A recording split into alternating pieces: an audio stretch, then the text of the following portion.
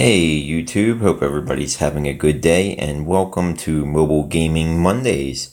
We are back after 2 weeks. I know I missed last week, but we are back with our Game of Thrones Conquest, and I'm going to give you a little overview of some of the things that have happened.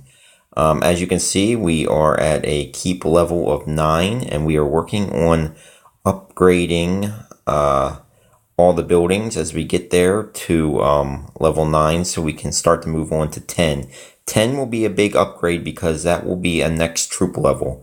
That will move me to troop level tier 4, which will be important because really you need to get to troop level 6 to be truly effective from what I've seen kind of in, to take over a lot of these, points of power or, whatever they're calling them now. I like to call them points of power. I don't know why. But let's take a look and see an overview of where we're at, what we're doing. And then I'm going to talk about one thing a little later on in kind of how I ended up where I'm at and how things are going and what is the future. How are we going to move on? If you look, we're in Kingdom 69, like last time. And we'll just do an overview of where the power lies here. And as the leaderboard loads up, we will see that there is a clear alliance that is taking control of this server.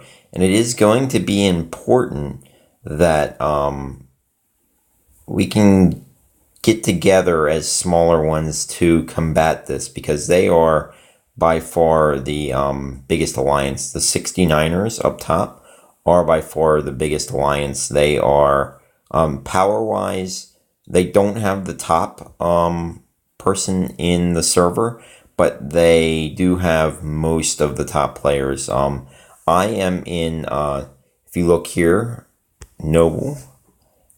That is my alliance I am in. We hold one seat of power, the Dread Fort. So we only have one, but it is a pretty big one as far as ones that you can hold.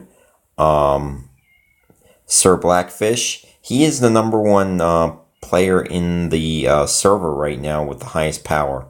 So he is in our alliance. He is not the leader of it, but he's with a group of people, and our sole goal really is combating the number one alliance. We've made the decision as an alliance we will not go to peace with them because basically they're trying to take over the server, and we're one of the few that have said, not been afraid to say, and that comes with having the most powerful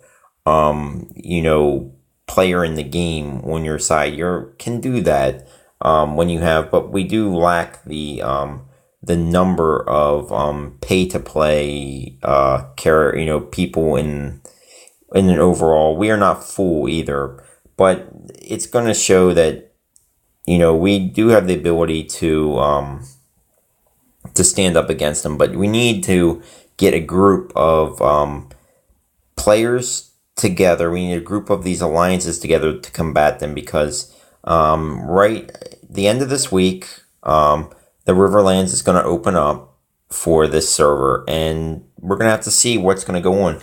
But right now, we don't have the ability to take very many of the the top one. If we can take River Run, we will do that, and we very well may be able to do that and hold it. But it's holding multiple ones that are going to be the problem. But that's not really, I'm not in that point. I am more, I'm more right now just trying to survive. Let's take a look, and we're going to head to the map and see exactly where I'm located.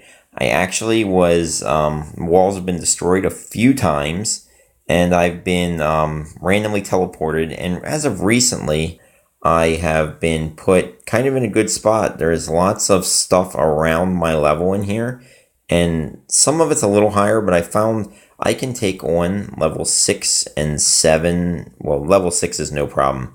Level 7 and 8s So I'm in kind of a good area for that. Unfortunately, I'm in a very hostile area.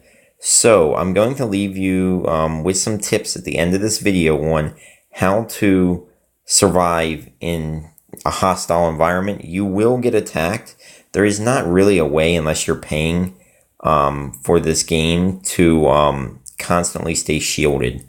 You're not going to be able to teleport all the time. They make it very difficult because there is no gifting and there is no trade among people in your alliance to kind of boost up some of the lower players. So it is up to you. As you can see, I've been sitting unshielded. I have been attacked a few times, but the key is don't make yourself a target. This was brought up in the one where I said, I stopped playing the game and I left that server because of some of the issues. If you have an alliance that does have a seat of power, you can do this. It allows you to defend that seat of power with your troops, so you can send reinforcements there for 24 hours. Anytime you're not on, send your troops there, because you're not going to be able to stay, you're not going to be able to stay shielded. And really, you're not going to need a whole lot of troops. Get the amount of troops that you need to farm or to harvest the kind of the materials that you need from the monsters available. I'm a level 9 city right here, and I'm attacking level 7s and 8s. That's fine. That's going to give me what I need. I'm always going for the special, whatever they're giving special, whether it be for research or for buildings. Always do that. This up here is the most important thing that you want to look at, and you're going to find out what your events are. Always do the caravans with the special parts, because that is what you need. So this one, it's scholarly fragments. That's what I've been harvesting. And what I do is once a day, I bring my troops back to reset my timer, and I pop up a 2-hour shield. In that time, I will use all of my troops that I have, and I'll send them out to collect everything down. We'll look on to my character here, and I'll show you what I mean.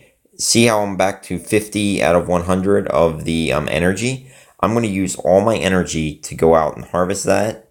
Then I'm going to send my troops back. Do it all within that 2 hours, so that if after that I'm attacked, I'm not having to heal troops.